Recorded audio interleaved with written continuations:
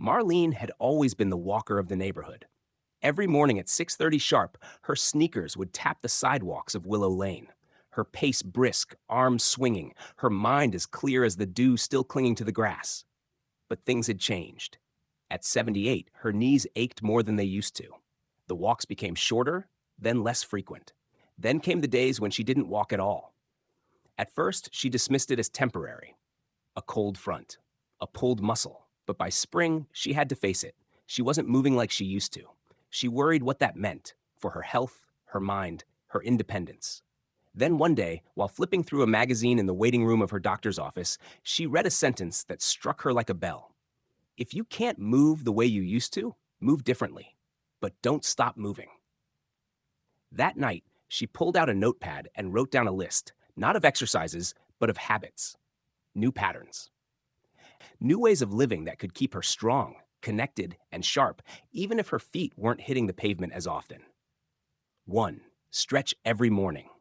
It began as 5 minutes, just light stretches on her living room rug, neck rolls, shoulder circles, toe touches. It didn't seem like much, but within a week, her back felt looser.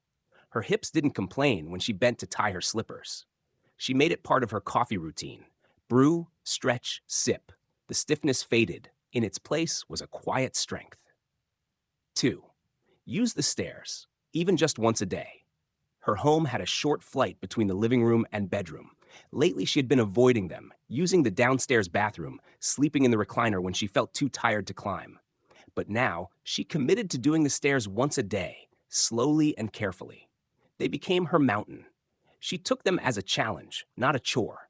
Each time she reached the top without pain, she smiled to herself like a small victory had been won. Number 3. Keep a balance routine. One morning, she caught herself wobbling slightly while standing to put on a sock. That wobble stuck with her, so she made balance her focus. Every afternoon, she stood near the kitchen counter and lifted one foot at a time, holding it for 10 seconds. She practiced walking heel to toe across her living room rug. She even stood on a cushion while brushing her teeth, to keep her muscles guessing. After 3 weeks, she felt sturdier, like she could trust her body again. 4. Try seated exercise. Just because her feet didn't want to go far didn't mean the rest of her body couldn't move. She discovered chair yoga on YouTube, led by a woman with silver hair and a kind voice. With arms reaching and legs kicking to gentle music, she felt alive. Her heart rate rose, her lungs expanded, and the best part, no pressure on her knees. 5. Dance around the house. Marlene had always loved music. Her late husband, George, had played old Motown records on Sunday mornings while they made pancakes. Now she put on Marvin Gaye or the Supremes while dusting or cooking. She shuffled, twirled, raised her hands to the ceiling. It wasn't elegant, but it was joyful, and every movement counted. She didn't need a trail or gym. Her living room was her dance floor. Toss 6. Stay social, even when sitting. Walking less had made her feel isolated. She missed the small waves from neighbors, the chats at the post office, so she changed tactics. She started hosting weekly tea afternoons. Nothing fancy, just her, a pot of Earl Grey, and 2 chairs on the porch. Neighbors stopped by. Conversations flowed. She laughed again. Connection, she realized, was just as important as cardio. 7. Focus on food that fuels movement. She had always been a decent cook, but lately, toast and cereal had become her go-tos. Then she read that muscle mass and energy depend heavily on protein and proper nutrients, especially when you're walking less. She began cooking again. Eggs in the morning, beans and greens in the evening. Greek yogurt, salmon, more water, less soda. She noticed her energy returning. Her muscles didn't feel quite so thin. 8. Write a little every day.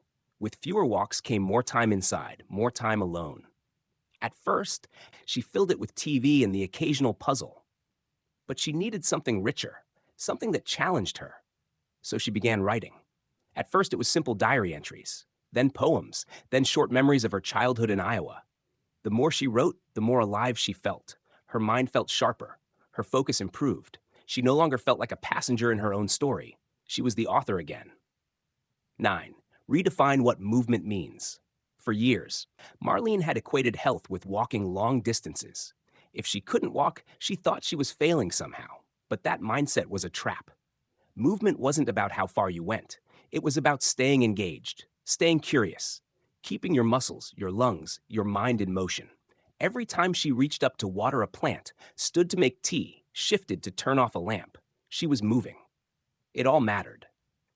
One summer morning, Marlene sat on her porch swing, a light breeze brushing her cheeks, the sun warm on her legs. She hadn't done her morning walk. Her knees didn't feel up to it today. But her stretches were done. She had danced while making oatmeal, written a letter to her sister, and climbed the stairs after lunch just because she could. And she felt wonderful. A younger neighbor walked by and waved. "Haven't seen you walking lately," he said kindly. "I'm still moving," she replied with a smile, "just in new ways." Because slowing down didn't mean stopping. It meant listening, adapting, and living fully, exactly as you are, exactly where you are, one strong habit at a time.